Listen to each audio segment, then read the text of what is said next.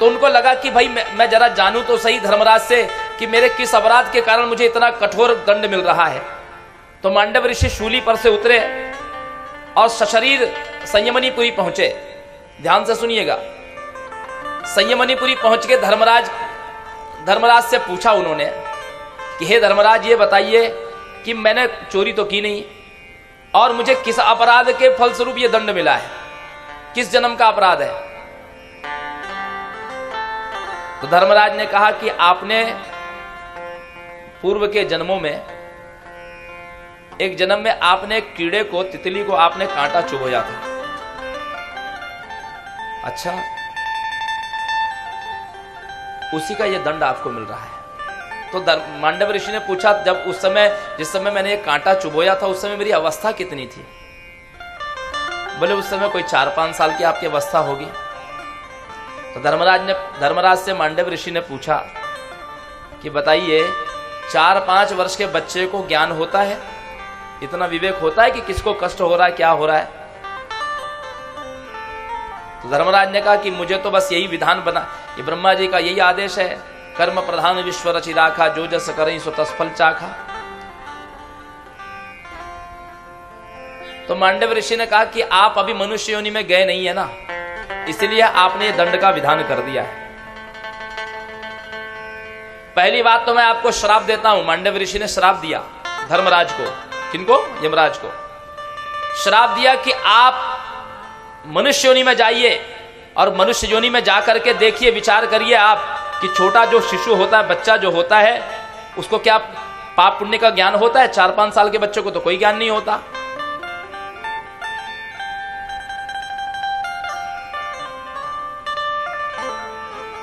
अभी कुछ साल पहले घटना घटी थी माताओं सज्जनों। एक बार एक महिला वॉशिंग मशीन में कपड़े धो रही थी। उसका 6 वर्ष का बच्चा, बड़ा बेटा 6 वर्ष का था और छोटा बेटा जो था वो अभी 6 महीने का, थोड़ा सांवले रंग का था। और ये सत्य घटना है। तो बेटे ने माँ से पूछा, मम्मी क्या कर रही हो? तो बोले बेटा कपड़े धो रही हूँ वॉशिंग मशीन में। बोले कपड़े क्यों धोए जाते हैं? तो बोले जो कपड़े काले हो जाते हैं, गंदे हो जाते हैं, उनको वॉशिंग मशीन में धोया जाता है। माँ कहीं बाहर गई थी, उसने देखा कि वो प्लग लगा हुआ है, केवल बटन मम्मी ने दबाया और इसमें कपड़े डाले। उसने अपने छोटे भाई को उसमें डाल दिया। विचार करिए, उसको ज्ञान नहीं था। जो हुआ बहुत दुखद हुआ। कुछ वर्ष पहले की घटना है। तो सज्जनों माताओं, छोटे बच्चों को विवेक नहीं होता इतना कि शरीर में क्या कष्ट हो रहा है, क्या नहीं हो रहा है, उसका विवेक नहीं होता है। तो इसलिए मांडव ऋषि ने धर्मराज को श्राप दिया कि जाओ आप भी मनुष्य योनि में जाओ। उस समय धर्मराज ने विनती करी मांडव ऋषि से कि आप मुझे मनुष्य शरीर धारण करने का श्राप दे रहे हैं, लेकिन मुझे ये श्राप मत दीजिएगा। मैं इन 3 रूप में नहीं जाना चाहता। पहली बात तो मुझे राजा मत बनाइए, दूसरा मुझे दासी पुत्र नहीं बनना है, और तीसरा मुझे चांडाल नहीं बनना है, क्योंकि इन तीनों से पाप बहुत होते हैं। दासी पुत्र से लोग कई प्रकार के पाप कराते हैं। चांडाल मृत परिजनों से, मृत व्यक्ति के परिजनों से कर लेता है। दिन रात वह स्मशान में वास करता है। और राजा जाने अनजाने कई लोगों को दंड भी देता है, कई बार निरपराध व्यक्ति को भी दंड देता है। इन तीनों से पाप होते ही होते हैं। तो मांडव ऋषि ने कहा कि मैं तुमको यही 3 श्राप देता हूं, जाओ इन 3 योनियों में तुम जाओ। इसीलिए द्वापर युग में धर्मराज मांडव ऋषि के श्राप से राजा के रूप में युधिष्ठिर बने, दासी पुत्र के रूप में विदुर भी बने, और स्वपच वाल्मीकि नाम से चांडाल भी बने। एक ही काल में ये 3 रूप में धर्मराज आए थे, एक ही काल में मांडव ऋषि के श्राप से। अब ये बात को बड़े ध्यान से सुनिएगा आप, ये आपके काम की बात है। मांडव ऋषि ने थोड़ा सा विधान में संशोधन किया है। जो हमारे यहां का, जो ब्रह्मा का बनाया हुआ संविधान है, उसमें संशोधन किया मांडव ऋषि ने। उन्होंने संशोधन यह किया कि बाल्यकाल से लेकर के 7 वर्ष तक यदि बच्चा कोई अपराध करता है तो वह अपराध क्षम्य होगा, क्योंकि उसको पाप पुण्य का विवेक नहीं होता। इसीलिए जब भी कोई प्रायश्चित की पूजा होती है, यदि बच्चा छोटा है तो उसके माता पिता को बैठाया जाता है। जब तक बच्चा किशोर वयीन नहीं होता तब तक उसके माता पिता ही कोई पूजा करते हैं, प्रायश्चित पूजा, बच्चे को नहीं बिठाया जाता।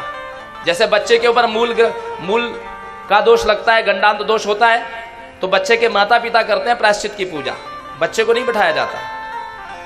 तो जन्म से लेकर 7 वर्ष तक यदि बच्चा कोई भी अपराध करे तो वो क्षम्य होता है, और 7 वर्ष से लेकर के 14 वर्ष की अवस्था तक यदि बच्चा कोई गलती करता है, अपराध करता है, पाप करता है, तो उसका दंड उसके माता पिता को भोगना पड़ता है, क्योंकि उस समय वह माता पिता के नियंत्रण में रहता है।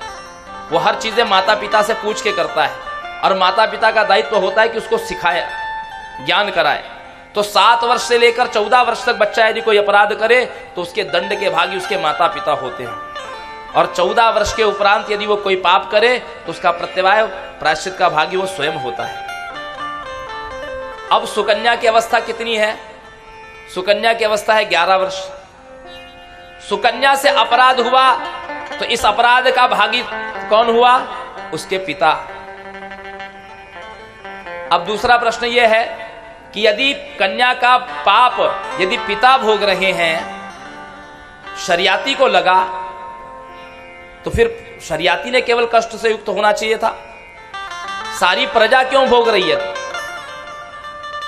तो सज्जनों माताओं, एक बात और है कि राजा यदि कोई पाप करता है, राजा यदि पाप कोई करता है तो उसका प्रायश्चित पूरी प्रजा को लगता है। राजा के किए हुए पाप का फल पूरी प्रजा को भोगना पड़ता है, क्योंकि राजा प्रजा का प्रतिनिधि है। इसी कारण सज्जनों माताओं, पूरी प्रजा पर यह प्रकोप आया। अन्वेषण के दौरान पता चला कि महाराज गए वन में अपने सैनिकों के साथ में, सभासदों के साथ में। पता चला कि भीतर च्यवन मुनि वाल्मीकि के भीतर बैठे हैं और उनकी नेत्र किसी ने फोड़ दिए हैं। वाल्मीकि हटाया गया। राजा ने पूछा कि ऋषिवर, ये आपकी अवमानना किसने की? किसने आपके साथ यह दुर्व्यवहार किया? च्यवन मुनि ने कहा कि राजन, ये अपराध करने वाला और कोई नहीं है, आपकी स्वयं कन्या है, सुकन्या ने यह अपराध किया है। अब राजा ने बात को बदल दिया। सोचा अपनी पुत्री को तो मैं दंड नहीं दे सकता। उसने कहा कि मुनिवर, आप मेरे राज्य में आकर के रहिए, मैं आपकी सेवा में हजारों दास दासियों को लगा दूंगा, एक दिव्य महल बना दूंगा, उसमें रह करके आप भजन करिएगा। च्यवन मुनि ने कहा कि मैं वानप्रस्थी मुनि हूं, मैं भी वानप्रस्थ आश्रम में हूं, और इस समय मैं वानप्रस्थ आश्रम में रहने वाला व्यक्ति ग्राम में वास नहीं करता, नगर और महल दूर की बात। शरियाती ने कहा तो कोई बात नहीं, मैं यहीं पर दास दासियों की व्यवस्था कर देता हूं, यहां एक दिव्य आपके लिए आश्रम महल बना देता हूं इसी वन में। च्यवन मुनि ने कहा जब जंगल में ही आप महल बना देंगे तो महल नगर में और जंगल में फर्क क्या रह जाएगा? बोले ठीक है, महल नहीं कुटिया ही आपकी रहेगी, हजारों दास दासी आपके। बोले वानप्रस्थी मुनि किसी की सेवा नहीं ले सकता। वानप्रस्थी मुनि केवल वानप्रस्थ आश्रम में रहने वाला केवल अपनी पत्नी की ही सहायता ले सकता है और किसी अन्य व्यक्ति की नहीं। तो बोले आपकी पत्नी? बोले पत्नी नहीं है मेरा विवाह नहीं हुआ अभी। यदि राजन आप प्रायश्चित करना चाहते हैं तो आप अपनी पुत्री से ही मेरा विवाह कर दीजिए, वही मेरी सेवा करेगी, तब मेरी सेवा हो सकती है। अब राजा ने कोई उत्तर नहीं दिया, लौट आए। इधर अभी भी प्रजा यथावत है। सुकन्या को जब यह बात ज्ञात हुई कि मेरे इस अपराध के कारण ही ये सारी प्रजा कष्ट भोग रही है, सुकन्या ने अपने पिता से कहा कि पिताश्री, आप मुझे उन अंधे मुनि को आप मेरा पानी दे दीजिए, अर्थात मेरा विवाह कर दीजिए। शरियाती अपनी पुत्री को गोद में बैठा करके बड़े दुखी हुए। कहा कि हे पुत्री, मैं तेरी सेवा में हजारों दास दासियां नियुक्त रहते हैं, भला उस अंधे और बूढ़े मुनि को मैं तुम्हें कैसे दे सकता हूं? उस वन में अनेक प्रकार के जीव जंतु हैं, हिंसक प्राणी है। मुनि के पास में तो कोई कुटिया भी नहीं है, कोई सुख नहीं मिलेगा। क्या तुम्हें वो वस्त्र दे पाएंगे? क्या वो तुम्हें षड्रस भोजन दे पाएंगे? सुकन्या ने कहा कि हे पिता, जब मेरे प्रारब्ध में यही लिखा होगा तो उसे मुझे अवश्य स्वीकार करना पड़ेगा। पुत्री के हठ के कारण च्यवन मुनि ने, शरियाती ने अपनी पुत्री का विवाह च्यवन मुनि के साथ कर दिया। सुकन्या का जब विवाह हुआ तो मां ने अनेक प्रकार की शिक्षा अपनी पुत्री को दी।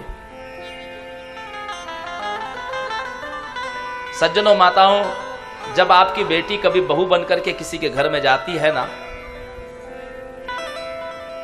और वो बेटी यदि किसी का घर बिगाड़ती है, वो बेटी यदि किसी का घर बिगाड़ती है तो उसमें मैं 50% उस बहू को दोषी मानता हूं, 25% उसके ससुराल वालों को दोषी मानता हूं कि जो उसको बेटी के रूप में स्वीकार नहीं करते, उसको हमेशा उलाहना ताना देते हैं, और 25% मैं उस उस बेटी की मां को दोषी मानता हूं कि जिसने बाल्यकाल में अपनी बेटी को अच्छे संस्कार नहीं दिए। दोनों दोषी होते हैं।